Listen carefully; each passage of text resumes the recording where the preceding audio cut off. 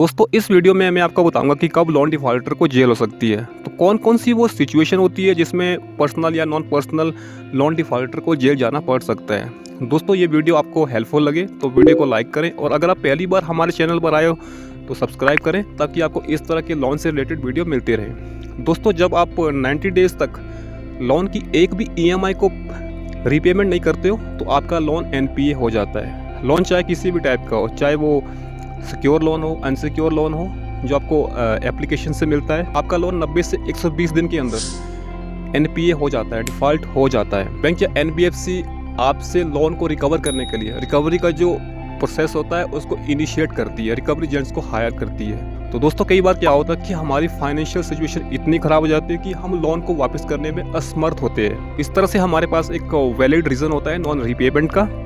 तो जिस भी बैंक या NBFC से हमें लोन मिला है वो हमारे लोन पीरियड को एक्सटेंड कर सकती है या फिर कुछ अमाउंट वेव ऑफ कर सकती है। ऐसा तभी पॉसिबल होता है जब हम बैंक का पैसा अनइंटेंशनली वापस नहीं कर पाते। ऐसा हमारा कोई इंटेंशन नहीं होता कि हमने बैंक का पैसा वापस नहीं करना है। तो दोस्तों बैंक या NBFC के एजेंट आपकी फाइनेंशियल सिचुएशन को वेरीफाई कर सकते हैं। दोस्तों अगर आपकी फाइनेंशियल सिचुएशन ठीक है फिर भी आप लोन की रीपेमेंट नहीं करते तो बैंक आपके अगेंस्ट लीगल एक्शन ले सकता है।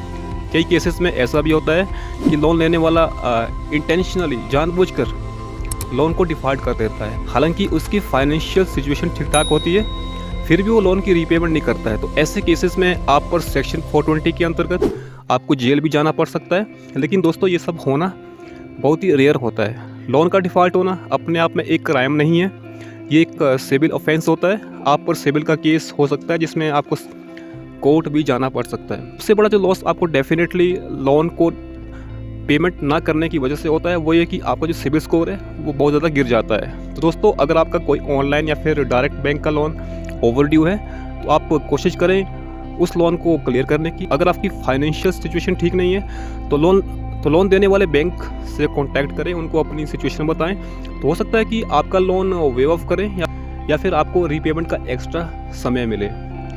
इंटेंशनली अपने लोन को डिफ़ॉल्ट ना होने दें क्योंकि इससे लॉस आपकी सिबिल का है। तो दोस्तों इस वीडियो में इतना ही। आशा करता हूँ आपको ये वीडियो हेल्पफुल लगा होगा। Thank you so much for watching.